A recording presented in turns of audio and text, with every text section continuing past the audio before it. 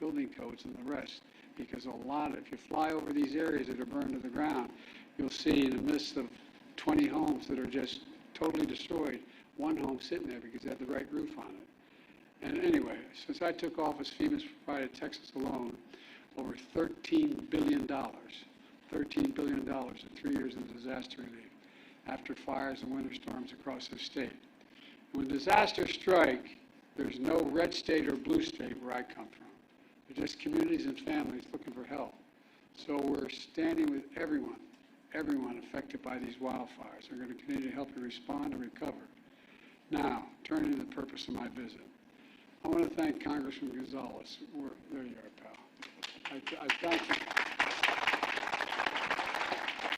I thank him for the passport into his district, but he's been a great partner. I also want to thank Mayor Cowan for his partnership, and I want to thank County Judge Trevino for over 30 local officials who've joined us here today.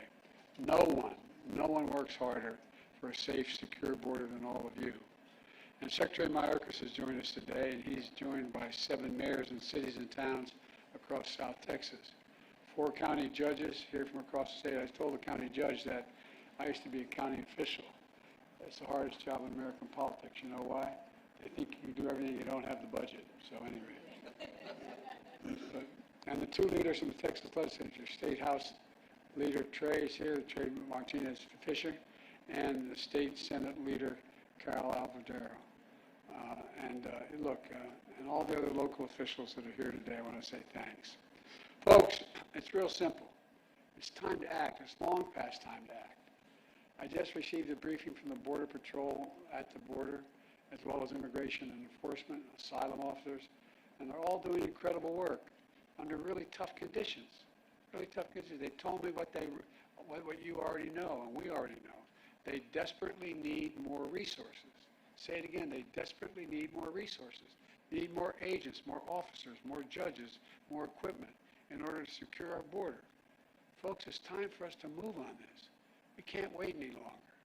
Folks, on my first day as president, I introduced a bill I sent to Congress, a comprehensive plan to fix the broken immigration system and to secure the border. But no action was taken.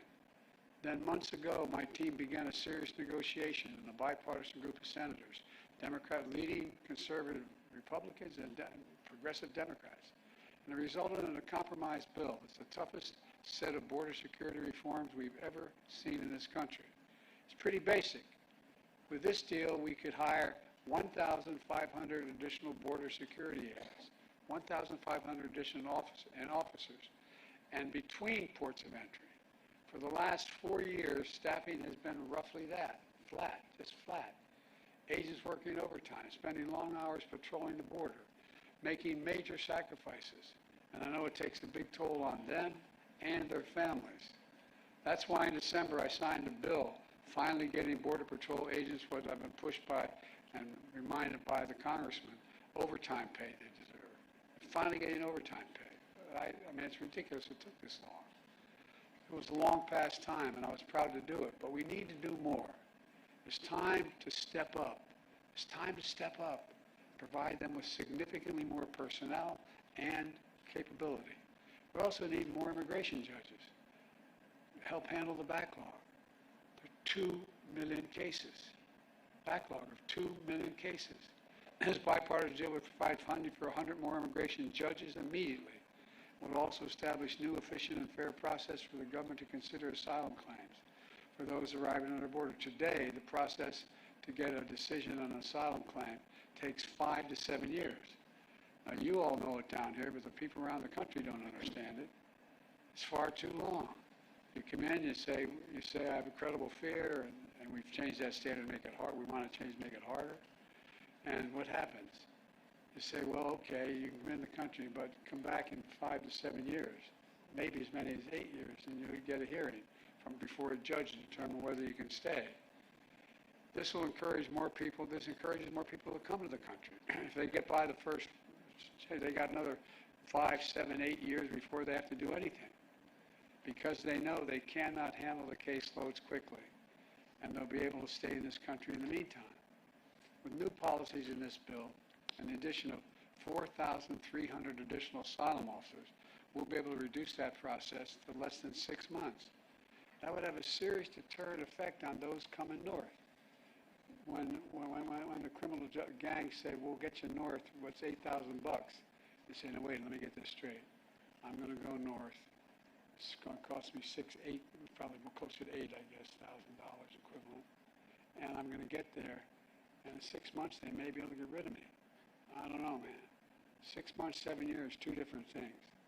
The person who's thinking about entering the United States understands that cases to be decided in a few weeks or months instead of 5 to 7 years. They're less likely to come in the first place. They're not going to pay the cartels thousands of dollars to make that journey. Knowing that, it will be turned around quickly.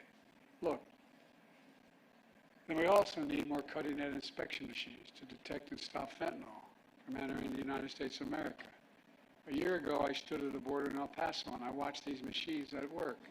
They were able to detect everything from fentanyl to weapons to people being smuggled in cargo containers.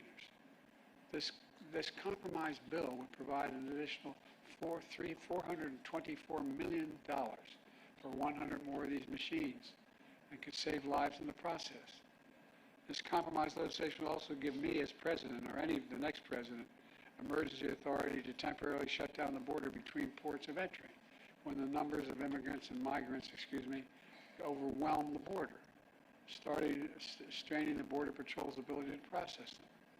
At the same time, at our legal ports of entry, like here in Brownsville, we're making investments in infrastructure. My bipartisan infrastructure law is going to provide nearly $4 billion new dollars to boost security, to ease waiting times at land and ports of entry like Brownsville. And I want to thank again Congressman Gonzalez for helping me get that through and get it passed in the law. That you get the money for example, that's how you get the money for the Gateway Bridge from that fund. Folks, the bipartisan border security deal is a win for the American people. And it's a win for the people of Texas, and it's fair for those who legitimately have a right to come here to begin with. It's a win for the people of Brownsville, and I believe that's why the Border Patrol Union endorsed it. I believe that's why the National Chamber of Commerce endorsed it, not known as a Democratic organization with a capital D. Look, and that's why the Wall Street Journal endorsed it as well. This is a truly bipartisan initiative. That's why the bipartisan South Texas Alliance of Cities endorsed it. Folks, I didn't get everything I wanted in that compromise bipartisan bill, but neither did anybody else. The compromise is part of the process. That's how democracy works. That's how it's supposed to work. Compromise is a very positive step on a critical issue for the country, all those issues for the country. And folks here in Brownsville and all along the border know that. We need to have their backs, your backs. I want the people to understand clearly what's happened here. This bill was in the United States Senate. It was on its way to being passed. Then it was derailed by rank-and-file politics, partisan politics. The U.S. Senate needs to reconsider this bill. And those senators who oppose it need to set politics aside and pass it on the merits, not on whether it's going to benefit one party or benefit the other party. It's about whether it benefits the American people. It's what the American people deserve. The Speaker of the House needs to put this bill on the floor, because if he put it on the floor unrestricted, it would pass.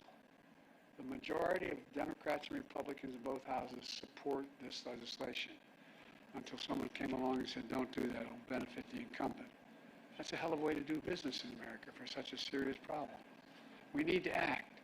It's time for the speakers and some of my Republican friends in Congress who are blocking this bill to show a little spine. Pass a bipartisan, remember, bipartisan, conservative leaders supported this border security bill.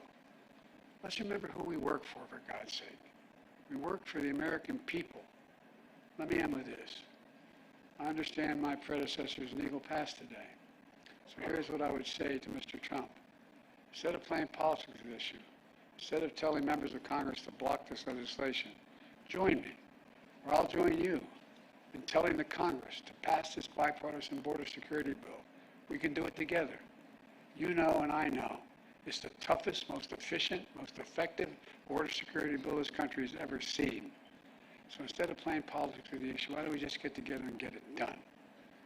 Let's remember who the heck we work for. We work for the American people, not the Democratic Party, the Republican Party. We work for the American people. And let's remember who we are. We're the United States of America. No, I mean this. Think about this. There's nothing beyond our capacity. Nothing when we work together. And if all things we should be working together on is this, we have the formula to get it done.